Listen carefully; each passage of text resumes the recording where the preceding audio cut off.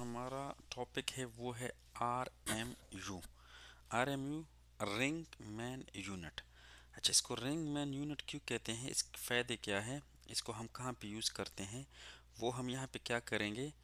मैं आप लोगों को यहाँ पे दिखा भी दूंगा ड्राइंग इसका, ठीक है, जैसे कि खोला हुआ है सामने, और इसी को साइड पे हमने कैसे इम्प्लीमेंट किया है या साइड पे कैसे हुआ है वो भी मैं आप लोगों को दिखा दूंगा। अच्छा, रिंग मैन यूनिट जो होता है वो एक ऐसी चीज़ जो हमें बिजली की इंटरप्शन से, ठीक है, बचाती है। कैसे? जैसे कि अब हमारे पास ये लेट्स सपोज ट्रांसफार्मर या हमारा कोई भी लोड है यहाँ पे, ठीक हो गया।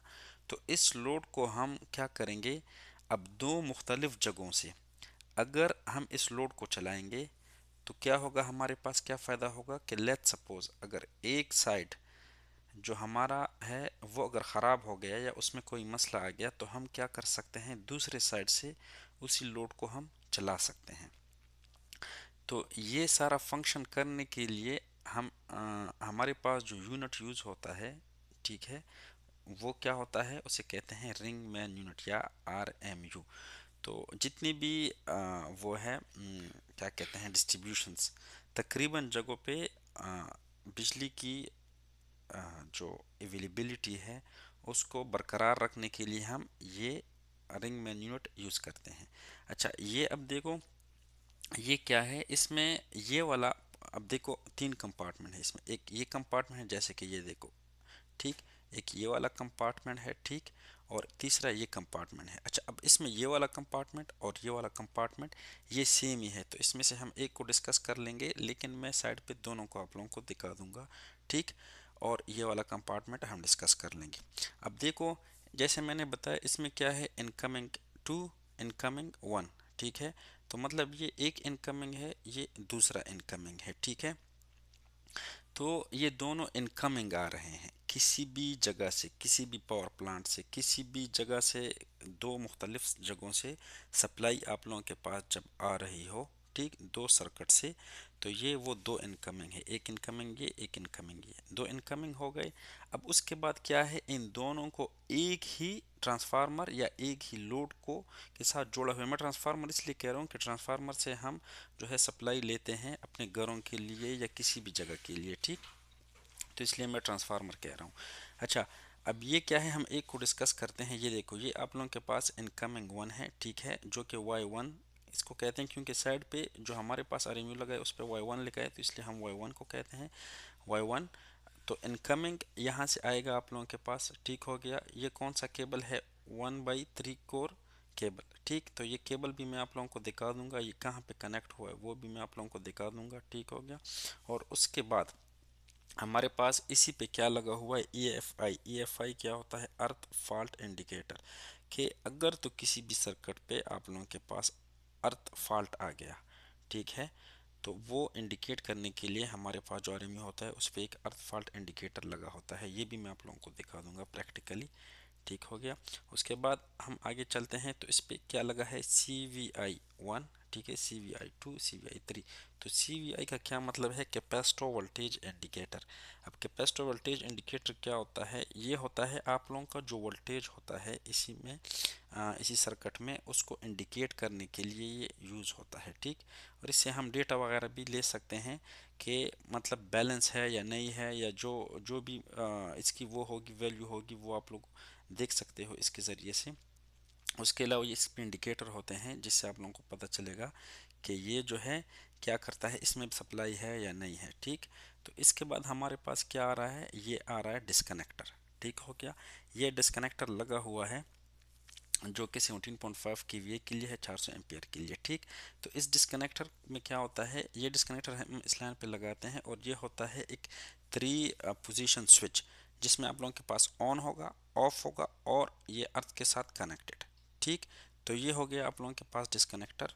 इस वाले फेस को या इस सप्लाई को इससे जो RMU है उससे डिस्कनेक्ट करने के लिए हम इस डिस्कनेक्टर को यूज़ करते हैं, ठीक। और उसके बाद आप लोगों के पास ये वाला जो है आपस में होते हुए इधर कनेक्ट हो जाएगा, ठीक। ये देखो, ये कहाँ आ रहा है, इसको हम डिस्कस करते हैं बाद में, लेकिन पहले मैं आप लोगों को समझाऊं कि ये देखो, ये जो दूसरा इनकमर है इनकमिंग टू, इस पे भी सेम ही चीज़ है, वही केबल, ठीक है, ये AFI के साथ कनेक्ट होगा, ठीक। उसके अलावा जो है CVI3, इस पे CVI1 है, और उसके बाद ये इस पे Y2 जो डिस्कनेक्टर है वो लगा हुआ है, सेम सेम कैपेसिटी या वैल्यू का, ठीक हो गया। और ये भी आते हुए इसी के साथ कनेक्ट हुआ है। अच्छा, हम अब क्या करेंगे, इस पोर्शन को डिस्कस करते हैं कि यहाँ तक तो हमारे पास दोनों इनकमर पहुँच गए हैं, तो इसके बाद जो आउट गोइंग है उसका क्या है, ठीक है। पहले हम क्या करते हैं, इन दोनों इनकमर की वो देखते हैं प्रैक्टिकल, कि ये हमने कैसे किया है या साइड पे कैसे हुआ है, ठीक है। प्रैक्टिकली मैं दिखा देता हूँ, उसके बाद हम फिर आउटगोइंग को डिस्कस अलग से कर लेंगे, और इसकी अलग से फिजिकली जो है वो भी अलग से देख लेंगे। रैंक में देखा कि हमारे पास दो इनकमर है Y2 Y1, ठीक।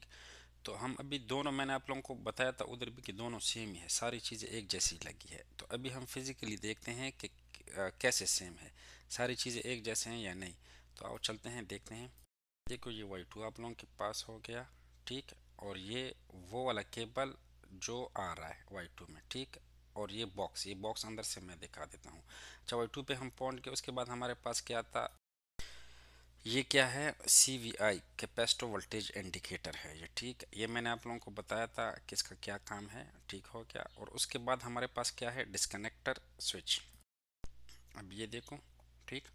डिस्कनेक्टर स्विच क्या है, 3 पोजीशन स्विच है, ठीक है। ऑन ऑन ऑफ और अर्थ, ठीक है। तो 3 पोजीशन। अब ये क्या है, इसके लिए हैंडल यूज होता है, और इसको हम हैंडल के ज़रिए से क्या करते हैं, ऑपरेट करते हैं। वो हैंडल भी मैं दिखा देता हूँ। इसके अलावा हमारे पास था EFI अर्थ फॉल्ट इंडिकेटर, वो भी आगे हम जाके वीडियो में हम आगे जाके वो भी हम देखते हैं, ठीक है। तो ये तीनों चीज़ें आप लोगों ने मैंने दिखा दी, ये देखो ये, ठीक है। अब इसमें क्या है, अब ये जब इधर से आ रहा है तो ये वो बस बार है जिसका मैंने आप लोगों को बताया था कि Y1 और Y2 दोनों जो है एक बस बार पे आ रही है। तो वो बस बार ये वाला है, ये देखो। अब हम चलते हैं Y1 को भी देखते हैं, Y1 भी सेम ही है, ये देखो ये Y1 हो गया, ठीक। ये वही डिस्कनेक्टिंग स्विच उस पर लगा हुआ है, ठीक है। यहाँ पे सिर्फ EFI नहीं दिखा है अर्थ फॉल्ट इंडिकेटर, वो भी मैं दिखा देता हूँ। ये इसका CVI है कैपेसिटर वोल्टेज इंडिकेटर, ठीक। अंदर से भी आप लोग देख लो। और इसके बाद जो है हम क्या करेंगे, आउट गोइंग पे जाएंगे और उसको देखेंगे। आप लोगों के पास ये देखो EFI अर्थ फॉल्ट इंडिकेटर है, ठीक। तो ये आप लोगों को मैंने बताया कि ये किस चीज़ के लिए यूज़ होता है, ठीक है। और ये क्या करता है, ठीक। तो अगर हमारे पास कोई अर्थ फॉल्ट आ जाए तो वो ये इंडिकेट करता है, और इससे हमें पता चलता है कि सर्किट पे कहीं पे अर्थ फॉल्ट है। आप लोग देख सकते हो, ये देखो ये क्या है, ये वही कंपार्टमेंट है, ठीक है, जो जिसमें आप लोगों की इनकमिंग केबलें आएगी। अब ये देखो, इसकी खैर मेरे पास वीडियो नहीं थी तो ये पिक्चर था, इसलिए ये पिक्चर दिखा रहा हूँ, ठीक है। तो वही हैंडल है, ठीक है, इन स्विचेस को ऑपरेट करने के लिए। ये देखो ये वाला स्विच, जैसे कि अभी, ठीक है, वन इनकमिंग टू, ये दोनों आ गए, एक बस बार पे कनेक्ट हो गए, ठीक। ये बस बार की वैल्यू है, इस बस बार पे ये कनेक्ट हो गए। इस बस बार के बाद हमने क्या किया, इस बस बार के बाद अभी हमने जाना है आउट गोइंग पे, आउट गोइंग जो लोड है उस पे जाना है। तो उसके लिए हमने क्या किया, उसके लिए दोबारा से हमने एक क्या किया, डिस्कनेक्टर यूज़ किया। ये देखो सेम इसी तरह का डिस्कनेक्टर, जैसे Y2 Y1 है उसी तरह का हमने A1 एक यहाँ पे लगा दिया, वही सेम कैपेसिटी का, ठीक। और उसके बाद हमने क्या किया, Q1 एक ब्रेकर को हमने यहाँ पे लगा दिया, जो कि SF6 सर्किट ब्रेकर है, ठीक। ये ब्रेकर हमने लगा दिया क्योंकि ये ऑन लोड है, तो ऑन लोड पे हमें चाहिए ब्रेकर, ताकि हमें जो है उसको लोड को ऑन ऑफ करने के लिए हमारे पास ये ब्रेकर हो गया, ठीक। और इस ब्रेकर के बाद हमारे पास क्या होगा, इस ब्रेकर के पास हमारे पास होगा CV12, वही ये मैंने सारा बता दिया आप लोगों को। और इसी पे जो है हमारे पास क्या लगे हैं, इस लाइन पे हमारे पास लगे हैं CT। ये CT भी मैं दिखा दूंगा कि आउटगोइंग पे ये कहाँ पे हमारे पास कनेक्टेड है, और ये आउटगोइंग केबल जो है ये भी मैं आप लोगों को दिखा दूंगा। अच्छा, ये CT लगे हैं, इस CT का क्या फ़ायदा है, अब इस CT से हम क्या करते हैं, मेजरमेंट लेके वो हमारे पास जा रहा है सीधा इस रिले में, ये रिले भी मैं दिखा दूंगा, इस रिले में जा रहा है। और ये रिले क्या करती है, जो ब्रेकर हम यूज़ करते हैं ना, वो ब्रेकर का ये फ़ायदा है कि हम ये रिले से इसी को इनपुट देके इसको हम जो है कंट्रोल करते हैं ऑटोमेटिकली। कि ये रिले जब सेंस करेगा कि यहाँ पे आप लोगों के पास लोड बढ़ गया है या कोई भी शॉर्ट सर्किट हो गया या कुछ भी इस तरह से कोई मसला हुआ, तो वो क्या करेगा, ये रिले को बताएगा और रिले जो है आपके ब्रेकर को बताएगा। तो ब्रेकर जो है वो उसी हिसाब से ट्रैप करेगा, क्योंकि आप लोगों के पास ये डिस्कनेक्टिंग स्विच जो है ये मैन्युअली आप लोग ऑपरेट कर सकते हो, ठीक है। और ये ऑफ लोड पे होते हैं। तो ऑन लोड पे क्या होगा, ये ब्रेकर आप लोगों के पास वो करता है सेफ्टी के लिए, ठीक है। और वो जो है इस रिले से डेटा लेके इसी के बेस पे क्या करेगा, वो ऑपरेट होगा। अच्छा, ये रिले भी मैं दिखा दूंगा, इस सीटी तक हम हो गए। उसके बाद क्या है हमारे पास, अब यहाँ पे क्या था, हमारे पास 3 कोर केबल और यहाँ पे single core cable, 3 cable use हुई है, ठीक है। जैसे यहाँ पे एक केबल है 3 कोर का, वो यूज़ हुआ है इनकमिंग के लिए, दोनों इनकमिंग के लिए। और यहाँ पे हमारे पास क्या है कि 3 केबलें हैं सिंगल सिंगल कोर के, ठीक, केबल ये देखो यूज़ हुए हैं। ये मैं दिखा दूंगा आप लोगों को प्रैक्टिकली। और ये इसके बाद कहाँ जाएगा, आउटगोइंग पे। तो पे हमारे पास क्या होगा, आउटगोइंग पे हमारे पास ट्रांसफार्मर, जो कि ये 13.8 या जितनी भी आप लोगों के पास सप्लाई आ रही है उसको ये स्टेप डाउन करेगा, और उसके बाद आप लोगों के लोड में जो भी आप लोगों का ब्रेकर होगा, डीबी होगी, उसमें जाएगा और वहाँ से फिर आप लोग अपना लोड चला सकते हो। तो ये पूरा जो है आरएमयू का था कि आरएमयू किस तरह फंक्शन करता है। फिर इसके ऑपरेशन का अलग वो है कि साइड पे आप लोग इनके स्विचेस जो है या डिस्कनेक्टर स्विचेस, ये आप लोग किस तरह से ऑपरेट करोगे, तो उसके लिए अलग से वो होता है।